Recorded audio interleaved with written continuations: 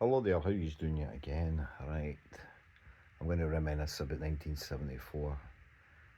Now, 1974 was a kind of pivotal era for the Kung Fu craze that kicked off in the UK because this is when it's really started. I know the Kung Fu TV series came out in 1972 with Carradine because I remember watching it and that sparked my interest in martial arts. I knew what karate and judo were, but I'd never heard the word Kung Fu. And I actually enjoyed it. I think, as I say, I think it sparked my interest in martial arts. But what really started me off was when this movie was released in January of 1974 in the UK, and it was a massive hit. It was on a double bill with Cleopatra Jones, and my dad went to see it and come back and tell me all about this wee Chinese guy beating the crap out of everybody. His words were his words were a lot different for that, but that's the gist of it. So I had to find out who this guy was. I really had to find out. But as I say, it was an epic year, 1974. You seen the release of this magazine, which was released in April 19. According to Carol Fox's books, based on the Kung Fu Monthlies, it was April 1974, and they put out. This is the dummy copy. It was released in 1980, but they put out copies like this to put out to shops to see if there'd be any interest in it, and it became the best-selling martial arts magazine in the world. This is the dummy copy. It was released on the 19th of July 1980 at the second Bruce Lee convention. So I've had that for 44 years. But this was my first introduction to Bruce. It was a giant scrapbook. After listening to my dad and seeing photographs of the man, this is what really set me off. Now, this is the original version that my mother picked up for us after I badgered her like hell to get me it. But I'd seen it before because a guy I went to school with, primary school as we call it in the UK, a guy called Tom Skelton brought this magazine in, and everybody was looking at it. We were all leaning out the tap each other, all looking at it, and then I eventually got to look at it myself, and I had to find out who this guy was. And from then on, it was epic. It was like my starter for 10.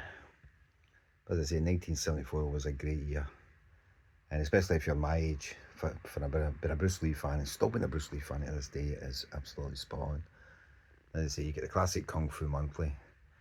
These are all the issues from numbers 1 to 79, plus one of the special editions.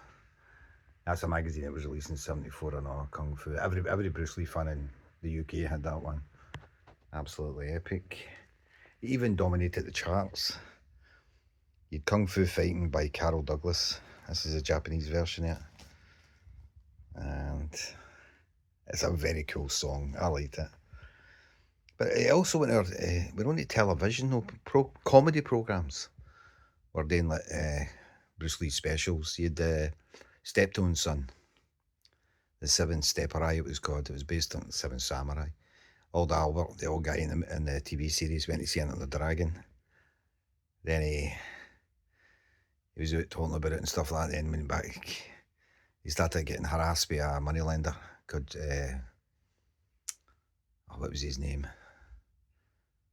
I can't remember what his name is, but they decide, Albert and his old cronies decided to take up Kung Fu and teach him a lesson.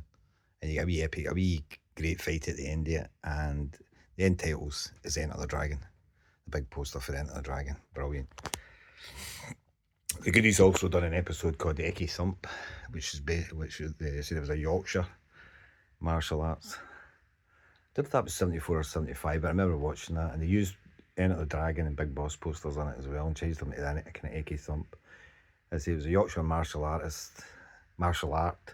where you hit somebody with a big black pudding.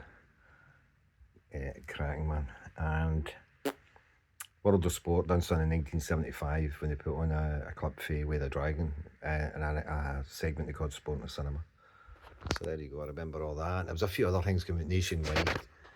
Done a kind of special on it, and there was a series coming out, it was narrated by Dennis Waterman. I remember that as well. And then you had programmes like The Water Margin. I used to watch that on a Tuesday where it was on in my region. It was a Tuesday night it was on.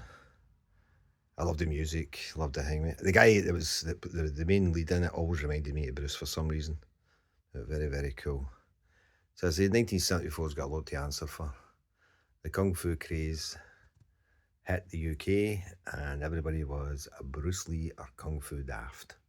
So there you go, some cool stuff that was released in that year. Kung Fu Monthly started, that magazine came out, Enter Dragon was released in January, and then Bruce's movies followed. The big scrapbook came out that year as well. The dummy copy was sent around to the newsagents to see if I'd love to get a hold of one of the original ones. I think there was 3 or something. I'd love to get a hold of one of these, but this is the one that was 1980, and Carol Douglas was number 1 in the charts with Kung Fu Fighting. Well, the video's went a wee bit longer than usual. Use lot. Take care. Bye for now.